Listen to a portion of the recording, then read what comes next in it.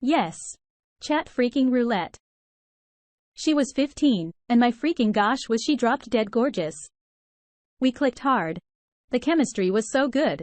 So we exchanged Snapchats. Our conversation started off steamy as hell. We were both very horny, even though I had only had sex once by that time, and she was still a virgin, but hormones are hormones. We talked about sneaking into each other's houses and just screwing the night away or whatever we thought sex really was at the time. The best part of the whole thing was she was only an hour away. We would talk literally every day and face him every night, falling asleep to each other's faces. She was everything I thought about. I fell for her quick. We saw each other for the first time, maybe a month after we met, yeah. I'd take our local transit to see her. I had just gotten a job at the time, so I thought, yeah, I'll use it to take my butt to see her. Our relationship quickly turned sour. She was a very bad liar. My intuition was really good at telling me something wasn't right. There's a lot of crap that went down over the course of 4 years. It was a toxic on and off relationship till, ultimately, we broke it off for good. Fast forward to this year. I'm 21 and she's 20, and we reconnected after being apart for a year. It was very sensitive, but I had done a lot of self-reflection and healing over the course of the year. Therapy had done me wonders. Would like to consider myself a different person from what it used to be. When we met to talk it out, seeing her again was scary. All the thoughts about us getting back together came flooding my mind, and I was just in awe to see her again. It was a good night. We got closure and slowly, we got the ball rolling. After a month of talking and stuff, she moved in with me. Yes. I know. A month, but with the history we had, the time apart and the healing, it felt right. And my God was so healthy. I moved out of my mom's place during that time. My ex and I were apart. Wasn't the best of places, but it was mine and I could afford it with the money I make. I love it here. It's my home. Anyway, she moves in about a week to settle in. She didn't bring much, a few boxes and her TV, left her dog with her parents since my manager doesn't allow pets. It was perfect. We had some minor fights here and there. Valentine's Day was perfect. We'd have sex almost every day, go on dates once a week, had our time for ourselves to go out with friends and work. You could say we were in routine and basically a stereotypical married couple. Now, 2 days ago, I was home, had the day off, so I spent it just playing video games waiting for my ex to come home from work, or so I thought. She had responded to my text of when you come home. I knew the place she works at closes at 7:30 on weekdays. It was 8. The drive to work from home is only about 25 minutes. I figured she might have caught traffic due to a car crash or something, but it felt like she would have texted back if something came up. It was 9 and still no response. As I was about to double text, bam! There she is walking to the door. I asked why she didn't respond to my text. Gave me a BS answer of my phone died. And I said, the message sent, though. She was quick to answer with was about to respond when it died. I was gonna tell you my boss wanted me to stay to help housekeep the store, and he'd pay me overtime, so I took it. I thought nothing of it. She kissed me, went to the kitchen for grub, and I went back to playing video games. As I was headed to the bathroom, she asked me if I was going to crap. I told her, yeah, and she threw probably the whitest little fit I had ever seen her throw. It was one of those cute little things she'd do whenever she wanted me to spend time with her, but I'd have to do something. She'd done this a few times during the 4 years we were together, except this time, she got mad. She started saying that I spent too much time to crap, and that it genuinely irked her. I thought she was joking at first, but she continued, saying it was one of the things I hate about you. I was in face. I just stood there at the doorway of my bathroom staring at it because I was in shock. Stormed into the room and literally freaking slammed the door. I was so confused at what the F just happened. It was completely out of nowhere, and I was like, in shock. I was sitting on the toilet thinking, what the F was that all about? Thinking it might be that time of the month or something, or maybe she was just sex deprived because she hadn't had sex in a couple of days. That's genuinely what I thought. I was contemplating on what to do, talk to her or assume it was just dick withdrawals and give her the pipe. I finished, and she was just lying there on her side of the bed facing the wall. I tried to touch her, and she rejected me. But the F is your problem. You're my problem. Are you for real pissed because I just went to crap and shower? Yes. At this point, I think she's going extra petty princess or whatever because I thought that the reason was ridiculous. So I tried baby talking and sexy talking. Me little baby is sad? Someone hasn't gotten it. I think they're mad. No. I think so. So then I lean and then start whispering in her ear that she wanted it bad. And she yelled at me saying, no. F off. I froze. She turned back around and said good night. I sat there and I had the worst effing gut feeling in the world. My intuition told me something is very wrong and it's not with me. In a matter of seconds, I put it all together. Something was in the card that we were going to just have sex, just because we hadn't the last couple of days. We're a very horny couple, and it was weird if we went more than 2 days without doing it. I snapped. I told her to take her pants off. What the F? No. Take your effing pants off where I will kick you out of this effing house now. I know you're probably thinking like, dude, what the F, you're toxic as F, but hear me out, my intuition. During the 4 years we were together, we're never wrong. Even when it comes to other crap that didn't involve her, it was always right. It never failed me. I've always seen it as divine protection. I know this doesn't justify my actions to do this, as demure sounds rapey, but I did it this way and what happened happened. I don't want to have sex. It's not for sex. I just need to see a private part. What the F? What? You're gonna effing rape? No. This isn't the part you effing tried to deflect. For starters, you don't even wear pants to sleep. You sleep in your underwear. You've been doing this since you moved in. Yeah. It's freaking hot tonight. Show me the effing stains on your underwear. She choked. I'll admit the stains on the underwear was a long shot, but it landed dead center in the target. She'd had sex with people before unprotected. I figured that would have never changed. She liked it raw regardless of the potential health consequences. What? Showing her having private part. Her name. Why? Because I need to see it. At this point, I calmed down, but I'm visibly shaking. My anxiety was through the roof. Please don't do this. I need you to show me. At this point, she knew I knew something, and she starts to tear up. I don't want to. I need you to leave. No. I don't want to, please. Let's just go to bed. If you don't, I'm gonna call your parents to pick you up.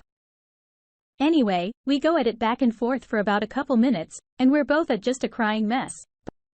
But eventually, she takes them off, and there it was. A heart freak had shattered. The smell of sex freakin' slapped me across the face, and I could see that there were obvious cum stains on her underwear that could not be mistaken for discharge. Her private was still even a little wet from hours ago of being railed in the back of her coworker's car. I say this because she told me she had sex with them as she was taking them off. I don't know, freaking why she didn't think to shower and change when she got home.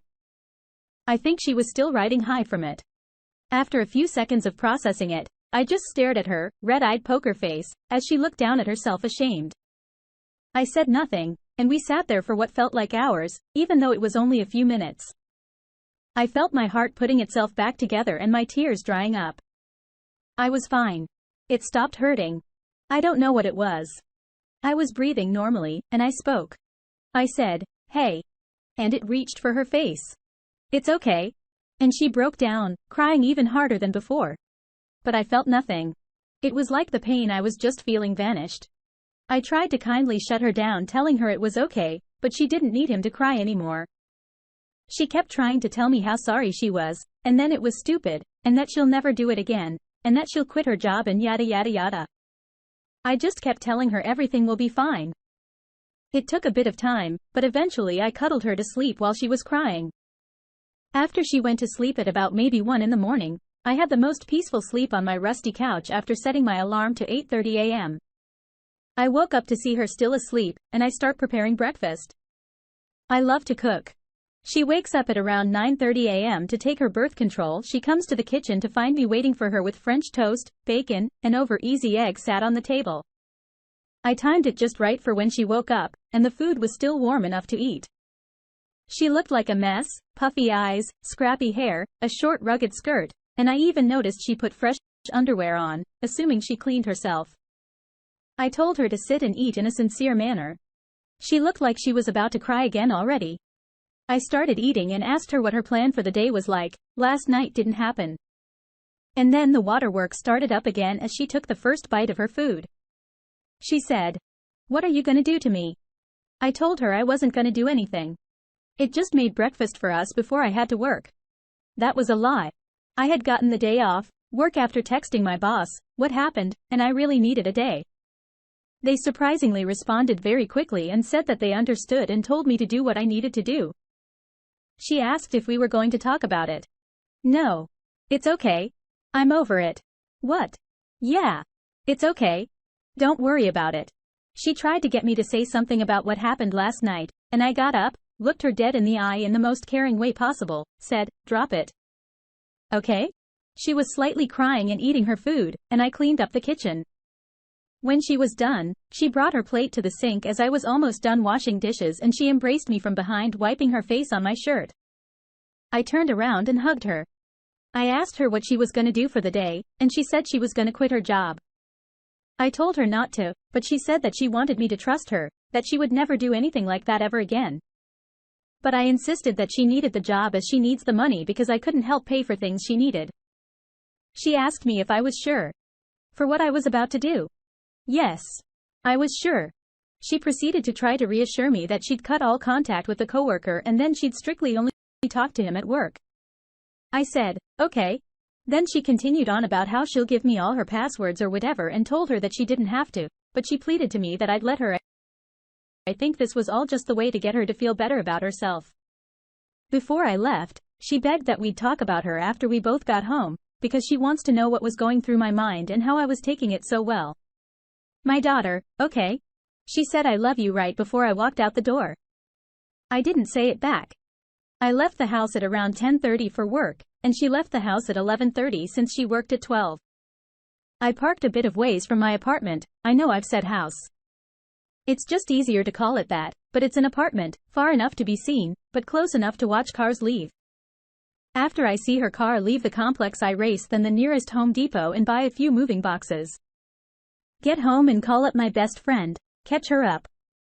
She races over to my place to help me. The moment she steps in, she embraces me asking if I'm okay.